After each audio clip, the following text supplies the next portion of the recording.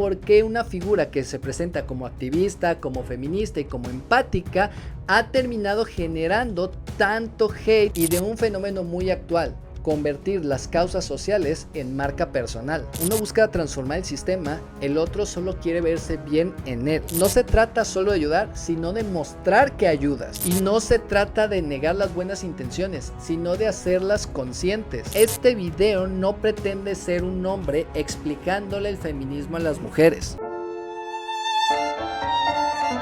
Hola, para quien no me conoce, yo soy el Profeta Adamantes, y para quien ya lo haga, hola de nuevo. Yo soy psicólogo de profesión y actualmente me dedico a la docencia. Es por eso que estoy aquí con ustedes compartiendo un poco de mi experiencia profesional a ustedes que son psicólogos, estudiantes de psicología o gente ajena a la psicología que busca aprender de una manera fácil, sencilla y digerible. Y el día de hoy vamos a hacer un video acerca de este personaje que está ahorita en tendencia junto con su pareja Farid Dieck, que ya hicimos un video acerca de esta polémica en la que estaba Farid y donde estaba involucrada Jessica, y que en muchos de los comentarios que me dejaron, que estoy muy feliz, muy contento porque le fue muy bien a ese video, a mucha gente le gustó ese análisis. Trato de siempre hacerlo lo más objetivo posible y siempre desde la psicología social, por si tenían ese conflicto de que ¿y dónde está lo psicológico?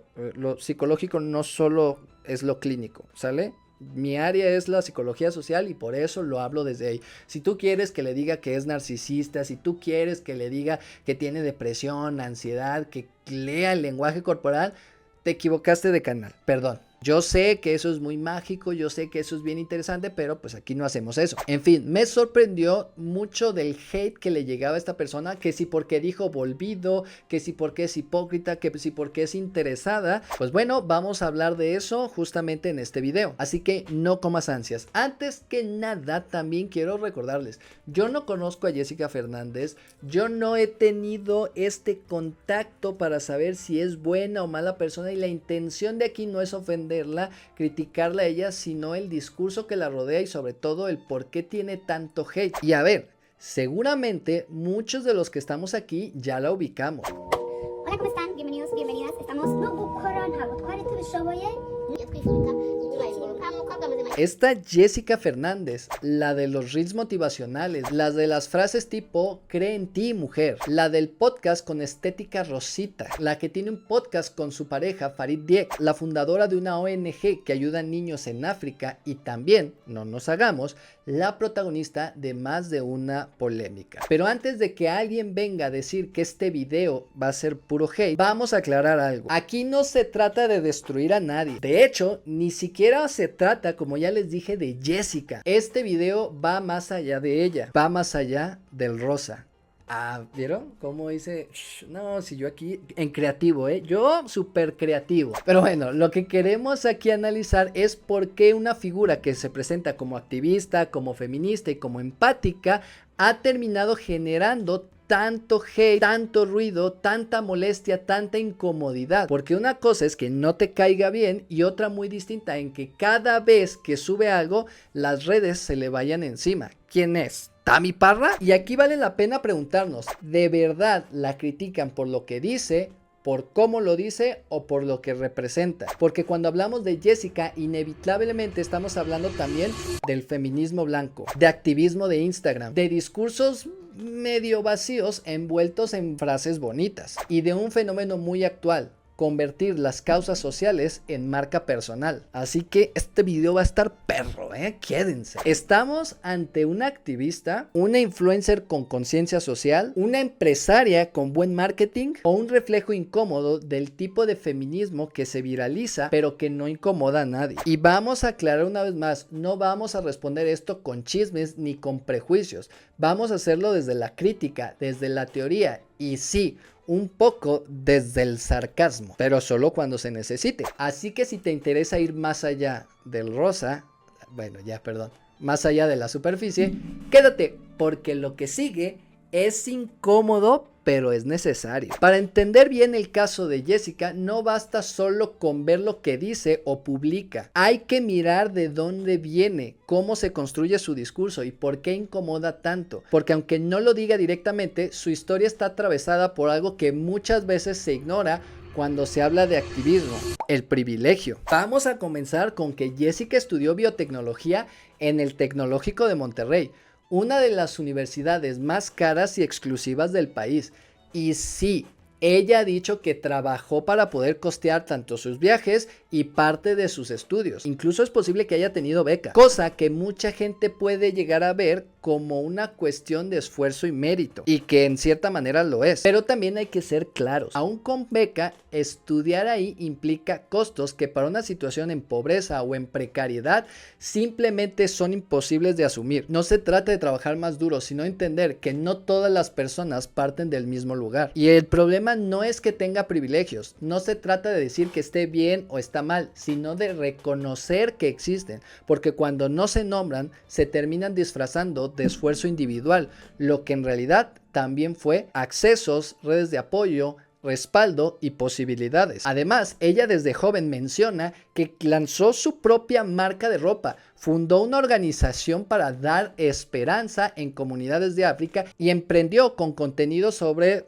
salud mental y empoderamiento femenino. Todo esto suena muy admirable hasta que lo pones en perspectiva. Aquí entra algo que explica muy bien Bell Hooks. Hay un feminismo que se construye desde los márgenes, desde las necesidades, y otro que se construye desde el centro, desde la comodidad. Uno busca transformar el sistema, el otro solo quiere verse bien en él. Y no es que esté mal quererse ver bien. El problema es cuando esa estética empieza a reemplazar el contenido, cuando el fondo se vuelve irrelevante siempre que el mensaje entre bonito, con música suave de fondo y con frases tipo ámate más, bordadas en una camisetita. Hooks lo dice claro, el feminismo no puede ser solo un proyecto individual de mejora personal, tiene que ser una lucha colectiva. Pero lo que vemos muchas veces en redes es justo lo contrario, una versión endulzada que apela más al tú puedes con todo que al por qué unas sí pueden y otras no. Y esto mismo lo plantea Rafia Zakaria en Against White Feminines. Creo que ya estoy mejorando mi inglés. Ella explica que el feminismo blanco no se trata solo del color de piel, sino de una postura, una que convierte la lucha en algo superficial, comercial y exportable. Es el tipo de feminismo que se adapta perfecto a un post patrocinado, a una colección de ropa o a un podcast de producción pulida, pero que nunca menciona el racismo estructural, la pobreza o la violencia sistemática contra las mujeres racializadas. Y esto no es una exageración. Zakaria explica que muchas veces este tipo de feminismo no busca transformar las estructuras de poder, sino ocuparlas sin cuestionarlas.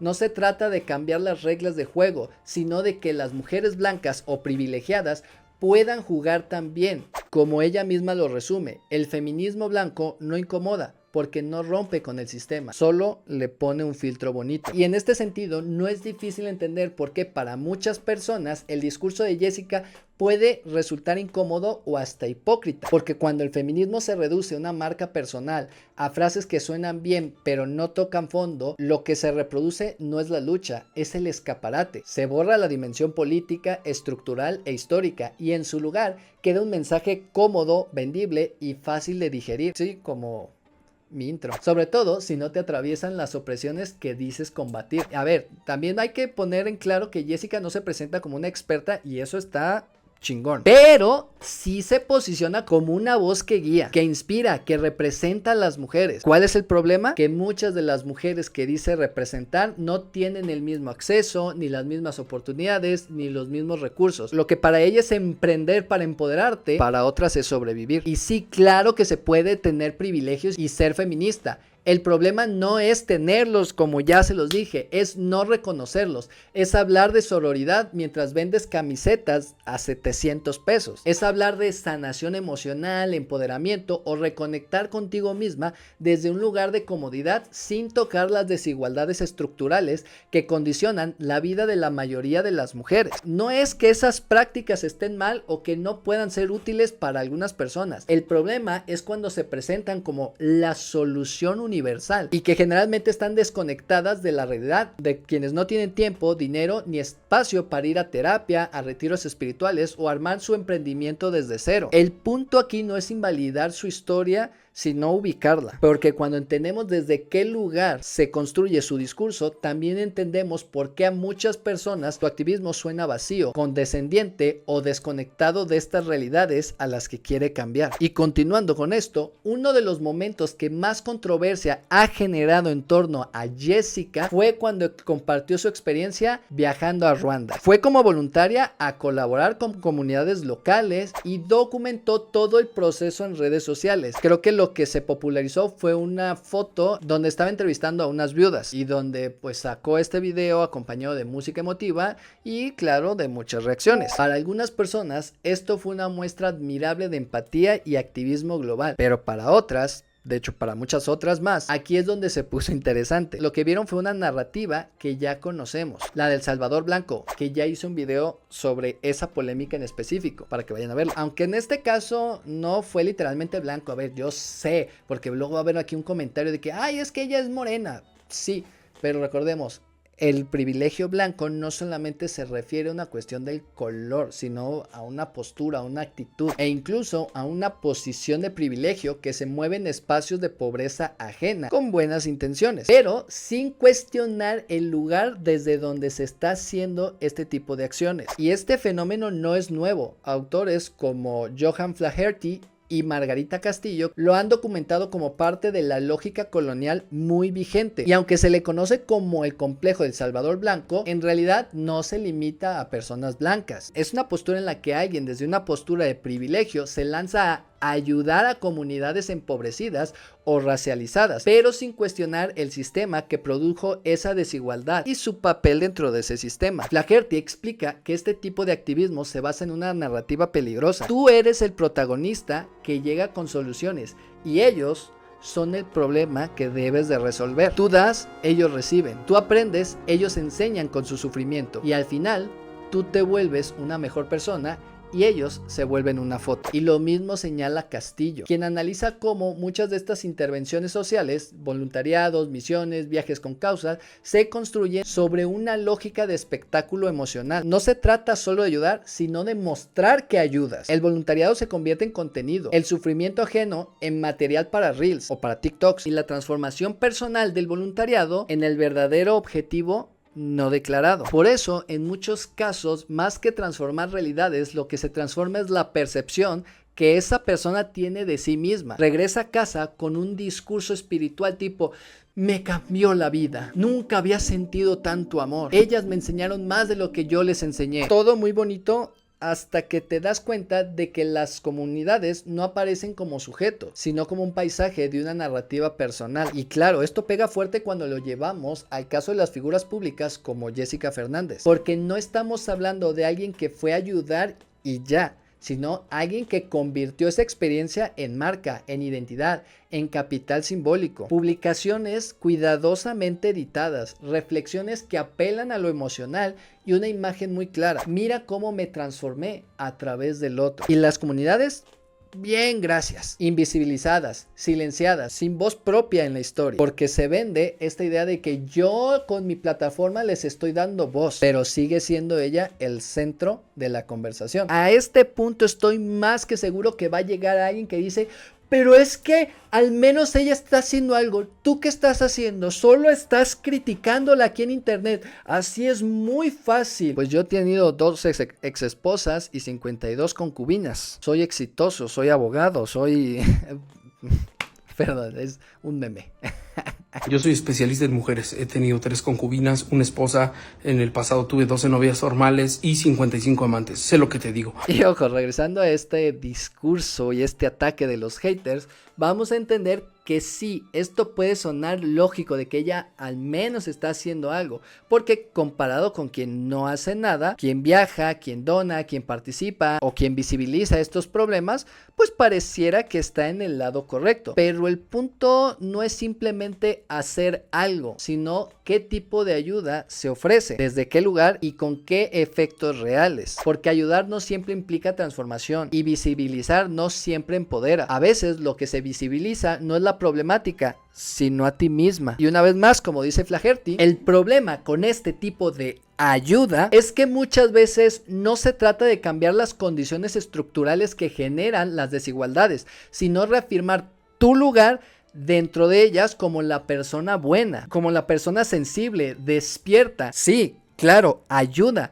pero el sistema que produce pobreza, exclusión y racismo sigue intacto. Incluso, perdón que te lo diga, se refuerza cuando te colocas como la que viene a salvar. Además, también habría que preguntarnos si esa ayuda transforma algo en la vida de quienes la reciben o solo la narrativa de quien la da. Porque si al final del día lo único que cambia es tu perfil de Instagram y tu sentido de propósito, entonces esa ayuda es más simbólica que efectiva. Sí, aquí no me voy a cansar de decirlos. No se trata solo de ayudar por ayudar. La intención muchas veces no es benéfica. Muchas veces también puede perjudicar. Y no se trata de negar las buenas intenciones, sino de hacerlas conscientes. De pasar de al menos hace algo a eso que hace, a quién sirve y cómo se sostiene. Porque el activismo, si de verdad busca justicia, no puede quedarse en la comodidad del me hizo bien, mientras todo lo demás sigue igual. Y una vez más, la crítica no está enfocada en si está bien o mal ayudar. Es más,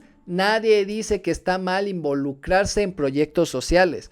El punto es desde dónde lo estás haciendo y a quién estás colocando en el centro de la historia. Porque si tu voluntariado termina siendo más sobre ti, sobre las personas con las que colaboras, ahí hay un problema. Y no lo digo yo, lo explica Boaventura de Sousa Santos, creo que es portugués, con su concepto de pensamiento abismal. Él dice que las élites globales suelen verse a sí mismas como las portadoras del conocimiento, mientras ven a los pueblos del sur global como meros objetos de intervención, no como sujetos con saberes y soluciones propias. Esto es lo de la epistemología del sur, por si quieren leer más a detalle. Ya saben, en la descripción están las referencias bibliográficas. Y eso conecta directamente con lo que vimos en el caso de Jessica. Ella no solo mostró su experiencia, la convirtió en contenido, la empaquetó como una historia de transformación personal, como una enseñanza para todas las mujeres que quieran hacer un cambio. Pero ese todas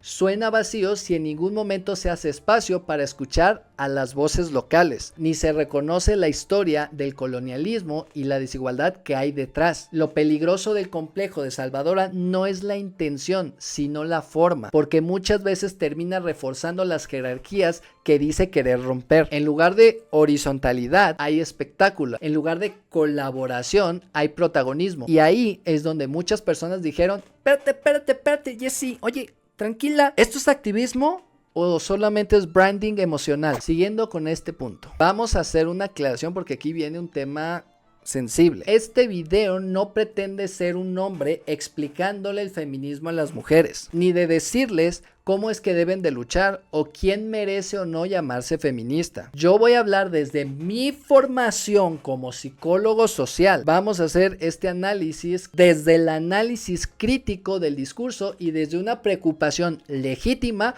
por cómo ciertas causas sociales, cuando se trasladan a este terreno del marketing, pueden terminar perdiendo su fuerza política y transformadora. Y una vez más aclaro, no se trata de criticar el feminismo, sino de revisar cómo ciertas versiones del feminismo popular pueden diluirse cuando se vuelve una marca personal o mercancía aspiracional. Y no es que les tenga miedo a las feministas, porque también hay muchos temacheros que luego ven que el miedo que le da hablar, las mujeres ya nos tienen a sonreír. No, se trata de entender que hay temas que yo no los he vivido como las mujeres lo han vivido, porque yo nací creciendo como varón, con una educación de varón y con ciertos problemas de varones. Entonces sería estúpido de mi parte querer asemejar mis vivencias con las de ellas. Así que take it easy. Si de verdad quieren educarse a este tema, invitamos a alguien y que nos explique a detalle sobre todo esto. Es más, creo que tengo una entrevista a alguien así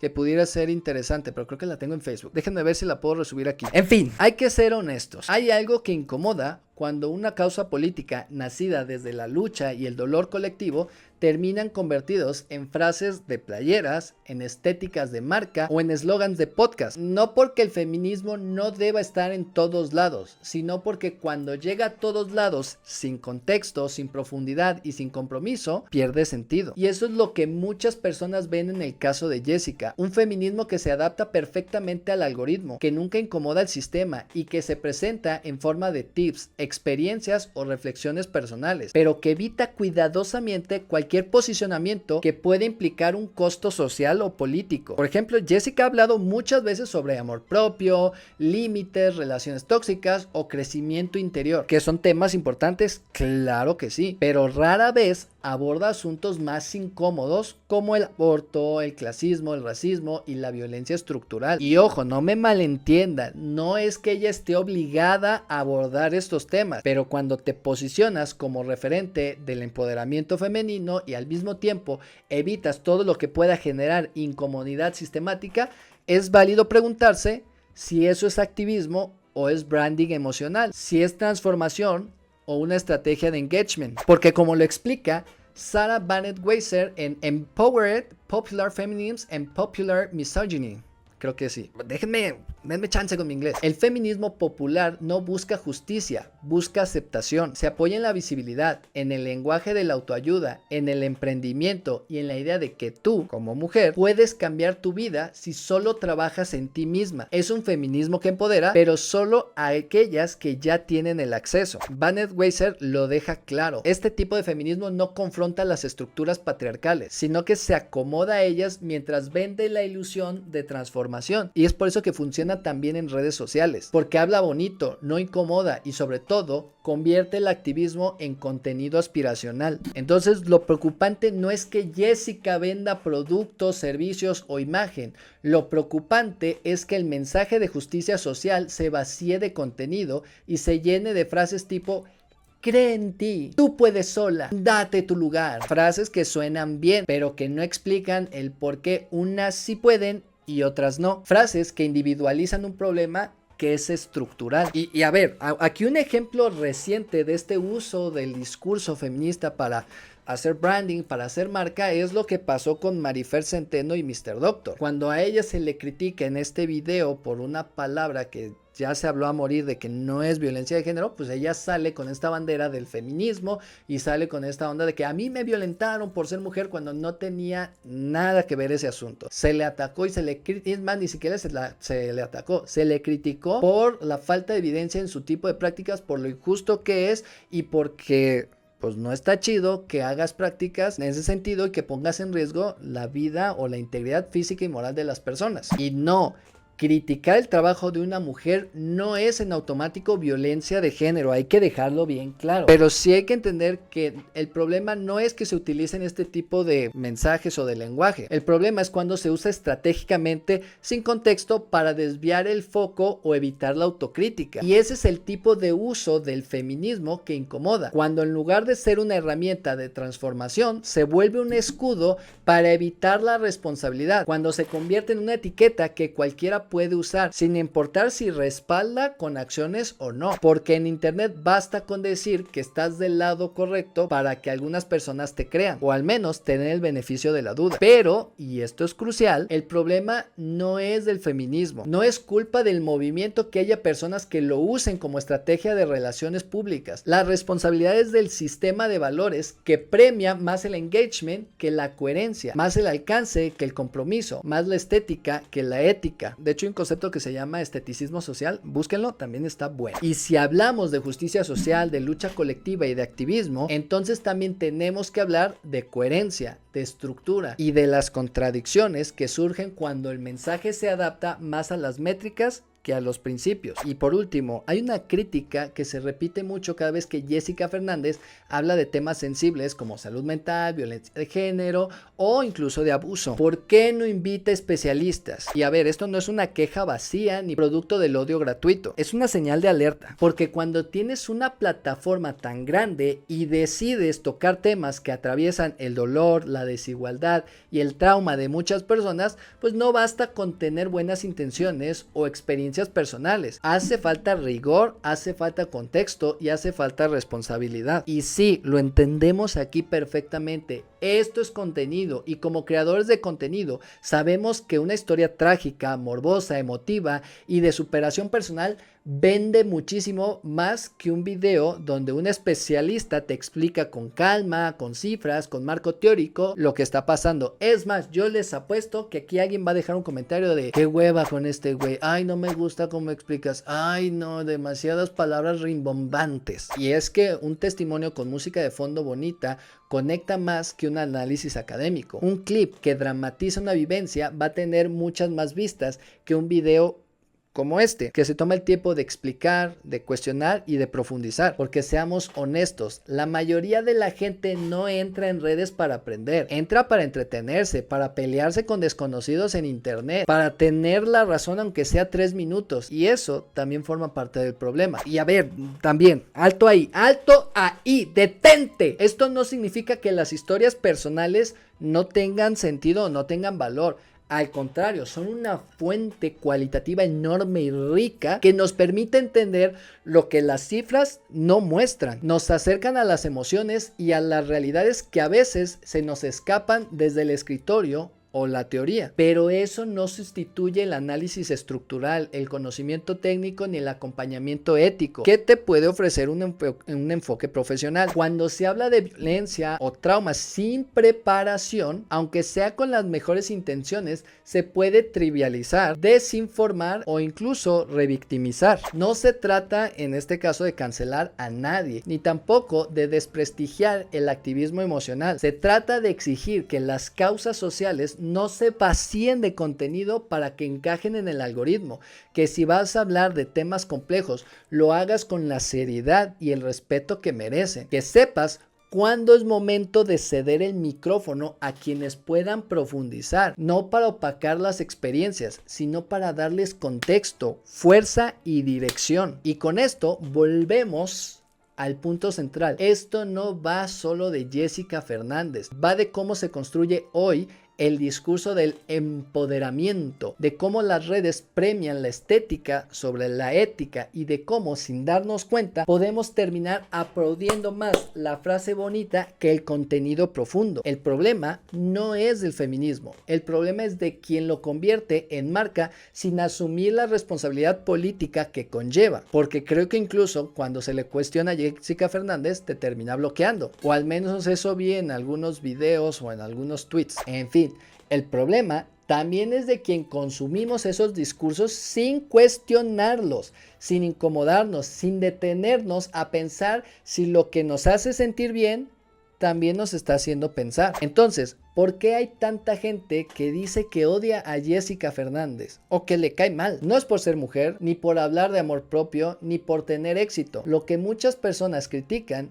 y muchas veces con un nivel de intensidad que también tendríamos que revisar porque eso no es normal, no está chido. Es la contradicción entre el discurso y la estructura que sostiene. Porque mientras algunas luchan desde la precariedad y el anonimato, otras convierten esa lucha en una marca personal, en una estética vendible, en algo que parece activismo, pero que no toca y no incomoda al poder. Y cuando eso se le suma el tema de Farid, el juicio se vuelve todavía más superficial. Mucha gente la acusa de interesada, de haberse acercado a él porque ahora es famoso. Pero si uno ve los videos completos donde hablan de finanzas, en la entrevista que hacen con el hermano de Farid, ahí hablan también de su relación y de proyectos que tiene. No hay nada que sugiera que está con él por dinero o por conveniencia. Ese juicio se alimentó por un clip, por una broma, y de ahí se armó todo un desmadre. Y vamos a ser una vez más honestos, a veces la gente ya tiene una idea predispuesta sobre alguien y todo lo que esa persona haga, cualquier gesto, frase o decisión ya se interpreta como algo negativo. Y ahí es donde también hay que cuestionar desde qué lugar se está odiando, porque no solo las influencers se exponen, también hay mucha gente haciendo activismo desde el odio, gente que no busca justicia ni transformación,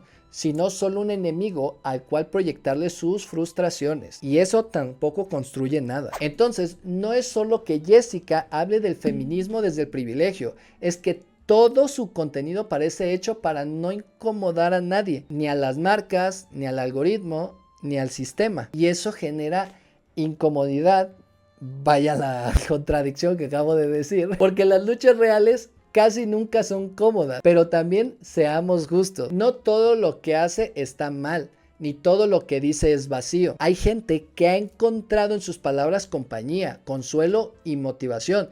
Y eso también es real y no hay que borrarlo. El punto es que si vas a tomar un discurso político como el feminismo, no puedes tratarlo solo como contenido inspiracional. Hay que saber cuándo hablar desde la emoción y cuándo ceder el micrófono a quien pueda profundizar. Y sobre todo hay que entender que la popularidad no puede estar por encima de la coherencia. Así que no, vamos a dejarlo claro. Una vez más, esto no es un ataque personal hacia Jessica Fernández. Es una crítica al fenómeno que ella representa, a esa versión del feminismo que se acomoda, que no cuestiona estructuras y que convierte la lucha en un lifestyle. Ay, a mi inglés ando al tiro. No odian a Jessica Fernández, lo que les incomoda es el espejo que les pone frente a ustedes, porque habla bonito, porque se ve bien y porque, sin querer, muestra lo fácil que es vaciar de contenido algo que nació para incomodar al poder. Y a ver, no toqué el tema del blackface porque eso fue algo que hizo creo que en 2015, ya hace 10 años, no sé cuántos años tiene ahorita, pero si mal no recuerdo, hace 10 años no se tocaban tantos esos temas y entiendo que muchos de nosotros pudimos haber actuado o hecho comentarios culeros en aquella época sin darnos cuenta que estábamos siendo injustos, que estábamos discriminando, sino que estábamos actuando en consecuencia a las normas y valores sociales de la época. Por eso no lo abordé en este momento, porque pues es algo que pasó hace 10 años. Si ella estuviera haciendo eso de nuevo en esta época, sí es como de, oye, ¿por qué en 10 años no aprendiste que eso no está chido hacer? Y aparte hay muchas personas racializadas en TikTok o en internet que ya han abordado ese tema y que ya lo han explicado a detalle. Pero bueno, ¿ustedes qué opinan acerca de esto? Déjenmelo aquí abajo en los comentarios, ya saben que me encanta leerlos. Y recuerden que este 14 de junio voy a estar haciendo un webinar justamente hablando de comportamientos digitales, de cómo esto puede afectar tu rendimiento, cómo puede afectar en cuestión de agotamiento mental y físico, y qué estrategias podemos utilizar para poder limitar nuestro uso de redes sociales, de internet, de estos aparatos digitales y sobre todo también entender la influencia que ejerce en nuestro comportamiento. Así que yo diría que vayas apartando el lugar porque es cupo limitado. Es más, si vas en este momento y me dices, profe, yo quiero entrar, hay descuento para ti. Solo ahorita. En fin, no te olvides de suscribirte a este canal activando la campanita de notificaciones. Ya casi llegamos a 100,000. Vean, estamos a 10 para 96,000, pero estamos a 4,000 ya básicamente para poder llegar a esos 100,000 y tener esa plaquita que nos va a enorgullecer como comunidad y demostrar que el contenido educativo, que este tipo de contenido también puede llegar a tener peso y que a la gente también le puede llegar a interesar. Y nada, yo te mando un beso y un abrazo de manera consensuada y te dejo continuar con tu existencia. Bye.